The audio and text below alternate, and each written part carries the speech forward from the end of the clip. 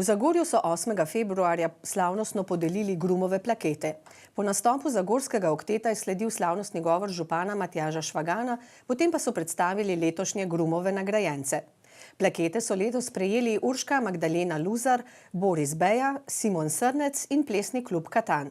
Uradni del večera je zaključila simpatična glasbena skupina Čompe. Po prireditvi smo se na kratko družili z letošnjimi nagrajenci. Najprej smo poklepetali z glasbeno pedagoginjo, skladateljico in dirigentko Urško Magdaleno Luzar. Danes na prireditvi je zapel tudi Zagorski oktet. Kako je to voditi skupino moških članov, ki pojejo? Nič kaj težko. Konec koncev so bila celo življenje obkrožena bolj kot ne z moškimi, tako da mi je to zelo domače. Tudi doma imam 3 moške, tako da. Ko ste že omenili, da imate doma 3 moške, pri vas je tudi umetnost doma. Je kaj medsebojnega vpliva? Mislite doma pri starših? Pri možu, ne? Ja, absolutno, seveda. Vzajemno gre vse skupaj. Ja. Torej je tako. In kakšni so načrti za naprej? Bo še veliko petja, komponiranja? Jaz sem aktivna dneve in noči, tako da pred mano je še kar precej stvari. Torej iskrene čestitke za tole priznanje, ki pa verjamem, da ni zadnje. Hvala lepa. Nadaljevali smo s Tanjo in Katarino iz plesnega kluba Katan.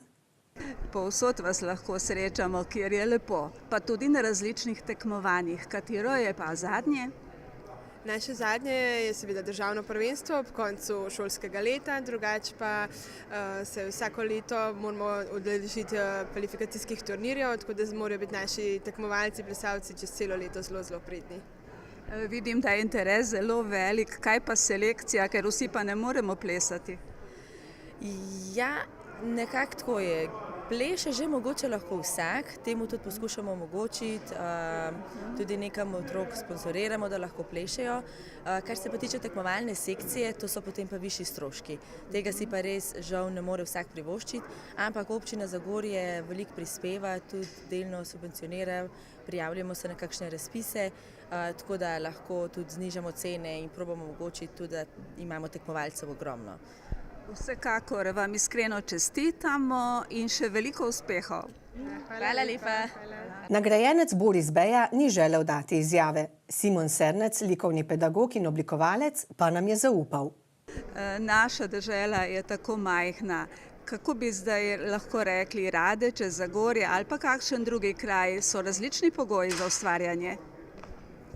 Kaj pa vem, zdaj pogoji, to je težko reči. Tukaj se ne rabiš veliko. Jaz sem to ustvaril in v Ljubljani, in v Radečah. V Zagorju v bistvu še najmanj, ne? Ker sem tle pač preživel tisto res mladostne zlakah, ko vem, 17 let, 16 pa pol, 17.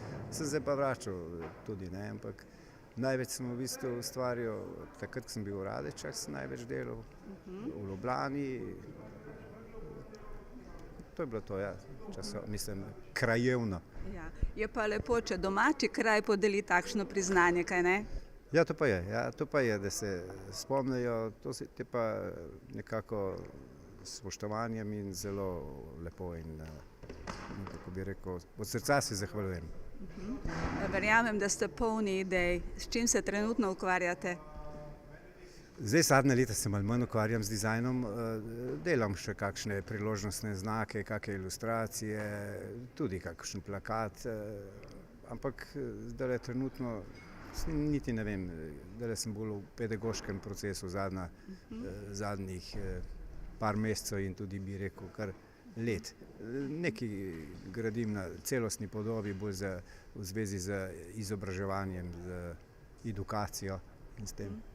Vsekakor uspešno naprej in čestitke. Hvala lepa. Že v sredo, 7. februarja, se je proslava ob slovenskem kulturnem prazniku odvijala v Delavskem domu v Hrastniku. Tako kot vsako leto je tudi letos Zveza kulturnih društev Hrastnik podelila 3 priznanja najbolj prizadevnim na področju ljubiteljske kulture. To so bili Jerica Vlaga, Matej Kajzer in Uroš Rasputnik. V Delavskem domu Trbovlje so svečano prireditev posvetili ženskam v kulturi, predvsem Tončki Čeč, slovenski materi Ani Dimnik ter letošnji dobitnici nagrade Tončke Čeč za dosežke na kulturnem področju Almi Knaus, učiteljici, gledališki mentorici, režiserki in še kaj bi se našlo. Proslavo je povezovala novinarka Saša Kisovec.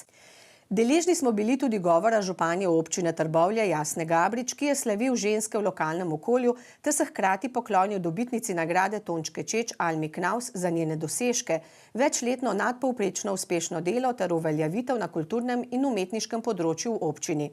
Po podeljeni nagradi smo si lahko ogledali še kratko predstavo, ki jo je Alma Knaus ustvarila svojo najmlajšo gledališko skupino, imenovano Špilčki.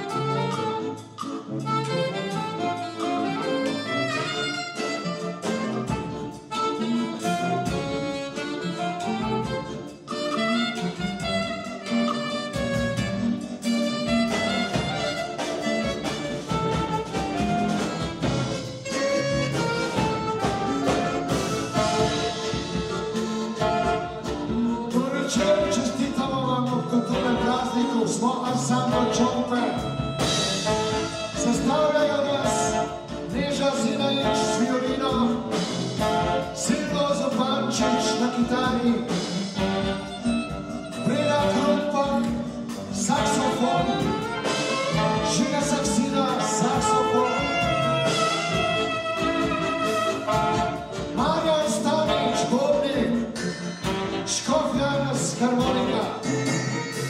Želimo vam lep večer in uspešen zaključek tedna.